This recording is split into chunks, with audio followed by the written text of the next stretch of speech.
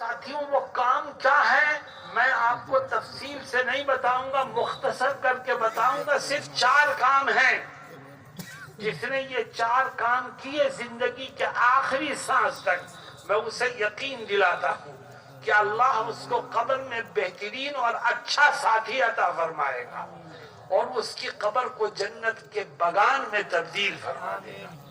وہ 4 کام ہیں کیا؟ سب سے پہلا کام، اگر یہ چاہتے ہو کہ قبر میں اچھا ساتھی ملے اور قبر جنت کا باغ بن جائے تو پہلا کام یہ کرو کہ آج سے اس بات کا عہد کر لو، عزم کر لو کہ جب تک جسم میں جان اور بدن میں روح رہے گی اس وقت تک روز آنا 5 ٹائم کی نماز پابندی سے پڑھتے رہے۔ جو روزانہ 5 ٹائم کی نماز پابندی سے پڑھے گا اللہ اس کی قبر کو جنت کا باغ بنا دے گا اور اس کو قبر میں بہترین ساتھی عطا فرمائے گا۔ میرے دوستوں یہ مجمع ہے، اس میں جوان بھی ہیں، اس میں بوڑھے بھی ہیں، اس میں بڑی عمر کے بھی ہیں، اس میں چھوٹی عمر کے بھی ہیں، اور اس میں کچھ لوگ ایسے بھی ہوں گے جو صرف جمعے کی نماز پڑھتے ہیں، بقیہ کوئی نماز نہیں پڑھتے، اور اس میں بہت سے لوگ ایسے ہوں گے جو نماز پڑھتے ہیں، روزانہ پڑھتے ہیں، لیکن جب ان کی نماز کی تحقیق کرو تو پتہ چلے گا نماز پڑھتا ہے، روزانہ پڑھتا ہے، لیکن کسی دن 2 پڑھی 3 چھوڑ دی، کبھی 3 پڑھی 2 چھوڑ دی، کبھی عشاء پڑھے بغیر سو گیا، اور اکثر فجر میں پڑھا سوتا رہتا ہے، اٹھتا ہی نہیں ہے۔ یاد رکھو جس نے صرف جمعے کی پڑھی یا روزانہ پڑھی مگر 2 پڑھی 3 چھوڑی، 3 پڑھی 2 چھوڑی، تو وہ اپنی من چاہی نماز پڑھتا ہے، وہ خدا کے حکم کو زندہ نہیں کرتا۔ اللہ اس کی نماز اس کے منہ پر مار دے گا، خدا کو تیری نمازوں کی کوئی ضرورت نہیں، تو نماز نہیں پڑھ رہا ہے، تو نماز کا مذاق اڑا رہا ہے۔ خدا کہتا ہے میں نے 5 نمازیں فرض کی ہیں اور تو 3 پڑھتا ہے، گویا خدا کہتا ہے 5 پڑھ، تو کہتا ہے میں 3 پڑھوں گا۔ خدا کہتا ہے 5 پڑھ، تو کہتا ہے میں 2 پڑھوں گا۔ خدا کہتا ہے 5 پڑھ، تو کہتا ہے میں صرف جمعے کی پڑھوں گا۔ یہ تو خدا کے حکم کا مذاق اڑانا ہوا۔ اور مسلمانوں سب سے اہم عبادت نماز ہے، جو نماز میں کمزور رہا وہ اللہ کی پکڑ سے نہیں بچ سکے گا۔ آپ نے روزے رکھے، آپ نے حج کر لیا، آپ ہر سال عمرہ کرنے جاتے ہو، آپ نے زکوٰۃ دے دی، مگر نماز آپ نے ٹھیک سے نہیں پڑھی تو ہوگا کیا؟ حدیث شریف میں اللہ کے نبی صلی اللہ علیہ وسلم فرماتے ہیں اول ما یحاسب یوم القیامت الصلاۃ، کہ قیامت کے دن سب سے پہلا حساب جو لیا جائے گا وہ نماز کا ہوگا۔ فرشتہ کہے گا بتا کتنی نمازیں پڑھ کے آیا، اور ہم وہاں کھڑے ہو کے کہیں کہ دیکھو نماز کے بارے میں مت پوچھو، میں نے کسی رمضان کے روزے نہیں چھوڑے ہیں، روزے کا حساب لے لو۔ فرشتہ کہے گا روزے کو ایک طرف رکھ، پہلے بتا کتنی نمازیں پڑھ کے آیا۔ صاحب میں نے 10 حج کیے ہیں، حج کا حساب لے لو، حج ایک طرف رکھ، پہلے بتا کتنی نمازیں پڑھ کے آیا ہے۔ سب سے پہلے حساب ہوگا تو نماز کا۔ اور نبی کریم صلی اللہ علیہ وسلم فرماتے ہیں جو نماز کا حساب دینے میں کامیاب ہو گیا اللہ آخرت کی آگے کی منزلیں اس کے لیے آسان فرماتے ہیں، اور جو نماز کا حساب دینے میں پھنس گیا وہ آگے آنے والی منزلوں میں اور پریشان ہوتا چلا جائے گا۔ آؤ ہم طے کریں کہ روزانہ پابندی سے 5 ٹائم کی نماز پڑھتے رہیں گے انشاءاللہ۔ وعدہ کرو کہ پڑھتے پڑھتے مریں گے انشاءاللہ، اور مرتے مرتے پڑھیں گے انشاءاللہ، تو اللہ تمہاری قبر کو جنت کے باغ میں تبدیل کر دے گا، تمہیں قبر میں بہترین ساتھی عطا فرمائے گا۔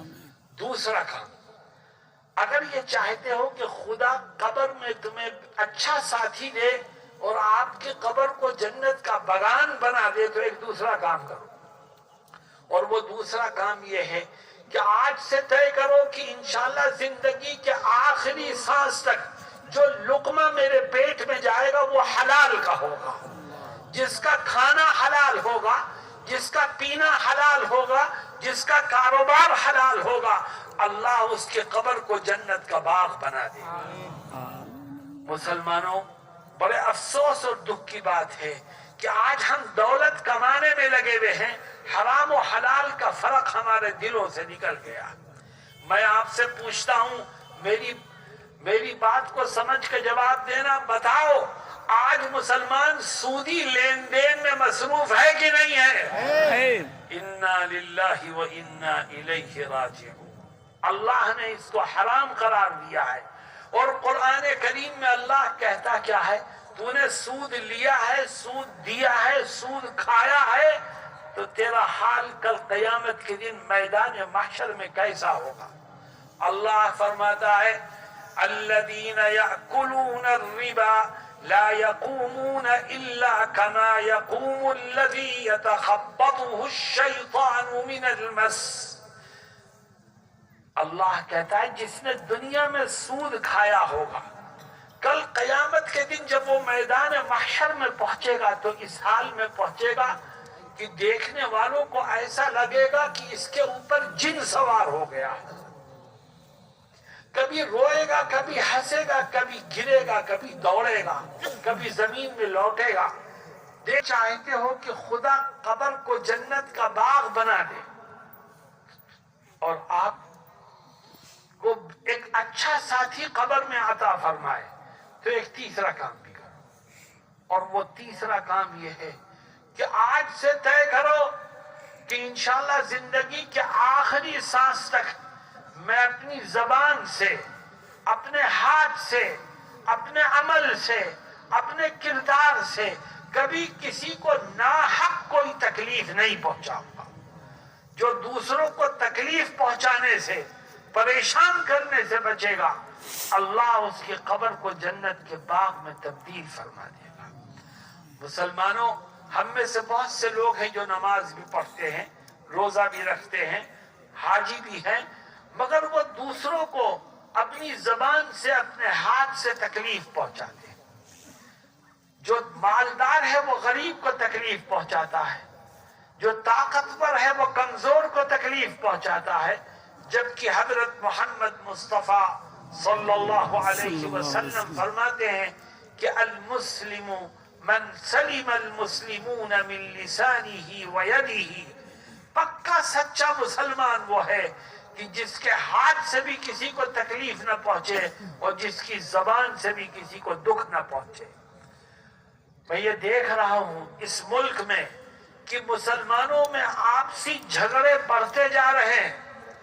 ایک دوسرے کو اپنی ہاتھ سے، اپنی زبان سے تکلیف پہنچائی جا رہی ہے، اور نوبت یہاں تک پہنچ گئی ہے کہ مسلمان کا خون بہا کر اس کا قتل کر رہا ہے. نماز پابندی سے پڑھو. دوسرا کام یہ کہ جو کماؤ اور کھاؤ وہ حلال کا ہونا چاہیے. تیسرا کام یہ کہ اپنی زبان اور ہاتھ سے کبھی کسی کو ناحق کوئی تکلیف مت پہنچاؤ.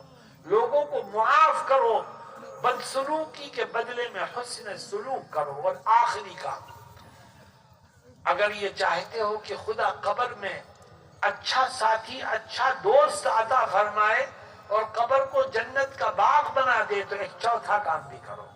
اور وہ چوتھا کام یہ ہے کہ آج سے طے کرو کہ انشاءاللہ زندگی کے آخری سانس تک چلتے پھرتے، اٹھتے بیٹھتے، کھاتے پیتے نبی کریم علیہ السلام کی ایک ایک سنت پر عمل کروں گا. جو نبی کی سنتوں پر عمل کرے گا خدا اس کی قبر کو جنت کا باغ بنا دے گا. میرے دوستوں، میرے دل میں ایک درد ہے، وہ میں آپ کے سامنے رکھنا چاہتا ہوں. آج دنیا کے بہت سے ملکوں میں نبی کی شان میں گستاخیاں ہو رہی ہیں. مسلمان کا دل دکھتا ہے. ہمارا جی چاہتا ہے کہ گستاخی کرنے والے کی گردن کو مروڑ دیا جائے، اس کی زبان کو حلق سے کھینچ لیا جائے اور اس کو سخت ترین سزا دی جائے. کیونکہ ہمارے نبی کو برا کہنا اور ان کی شان میں گستاخی کرنا ہمیں کسی صورت برداشت نہیں. لیکن میں ایک بات کہتا ہوں، ذرا غور کرنا میری بات پر. آج نبی کی شان میں گستاخی ہم سب کر رہے ہیں. سمجھو، یاد رکھو اس بات کو کہ جس طرح نبی کا کارٹون بنانا آپ کی شان میں گستاخی ہے، جس طرح نبی کو برا بھلا کہنا آپ کی شان میں گستاخی ہے، جس طرح نبی کا مذاق اڑانا آپ کی شان میں گستاخی ہے، اسی طرح نبی کی سنتوں کو پیروں تلے روندنا بھی آپ کی شان میں گستاخی ہے. اور آج مسلمان یہ گستاخی کر رہا ہے. نبی کی شان کو نقصان، نبی کی سنتوں کو نقصان خود مسلمان پہنچا رہا ہے. میرے دوستوں اور ساتھیوں، جتنے لوگ یہاں بیٹھے ہیں جن کے چہروں پر داڑھیاں نہیں ہیں، وہ طے کریں کہ ہم اپنے چہرے کو نبی کی سنت سے سجائیں گے انشاءاللہ.